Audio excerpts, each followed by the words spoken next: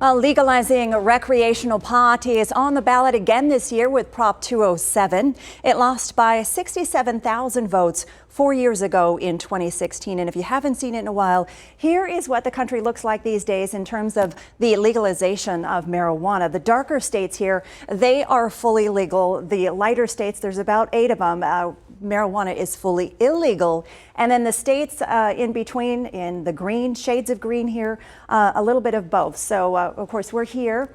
The lighter green is medical marijuana has been approved, and a little bit darker right next to us, New Mexico, states like New Mexico, medical marijuana has been approved, but also the decriminalization of marijuana. So they basically taken away all of the penalties, but recreational pot is still considered illegal. So this has got both sides fired up. Some say it will bring in a lot of money. Others say it's got potential to also bring in a lot of problems. It's absolutely a David versus Goliath. The latest push to legalize pot is seeded with more than $5 million from major players in the marijuana industry. That is more than 10 times the amount raised from those against it. Prop 207 is to the benefit of big marijuana industry, not to the citizens and taxpayers of Arizona.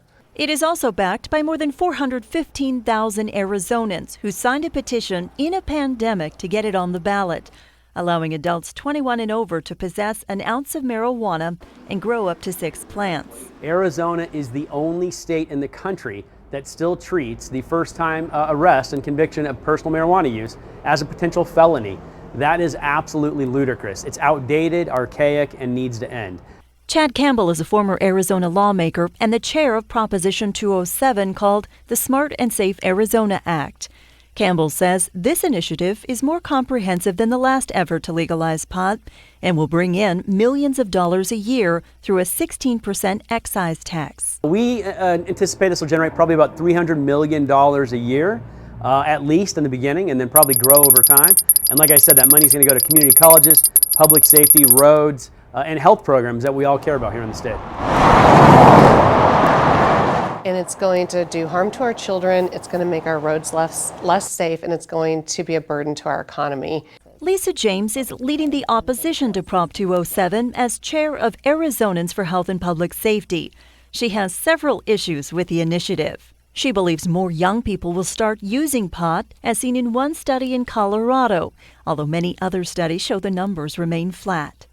And she says even the brains of 21-year-old adults are still developing, which could have a negative impact. And opponents are not okay with the initiative removing the blood test from being used to prosecute a marijuana DUI, since metabolites can stay in the user's system for a long time. Well, it does stay in your system. Chronic users may not feel impaired, but could still be impaired. So that's why that test matters. Marijuana, nothing like that? I've had conversations with a lot of people who, when they find out about the DUI exception, are horrified. And they're like, no, that's dangerous. It's one thing to do something for yourself. It's another thing if you're now, can go out and harm others. Those who oppose 207 also point out, although smoking marijuana is banned in public, consumption of powerful pot products is not. Potency is not limited in this marijuana, so we're going to have access to marijuana that is 90% plus THC that can be vaped, dabbed, consumed in edibles in public. Campbell contends legalizing recreational marijuana could help eliminate the black market. If people have a legal option, even if it costs them a little bit more, they're going to start to trend towards that legal option as opposed to go to a black market. But a recent study in California shows the black market is exploding after legalization, partly because a majority of cities have outlawed the sale of pot. It's been moved and seconded. Please vote. The town of Gilbert already passed an ordinance last week to ban recreational marijuana sales if Prop 207 passes.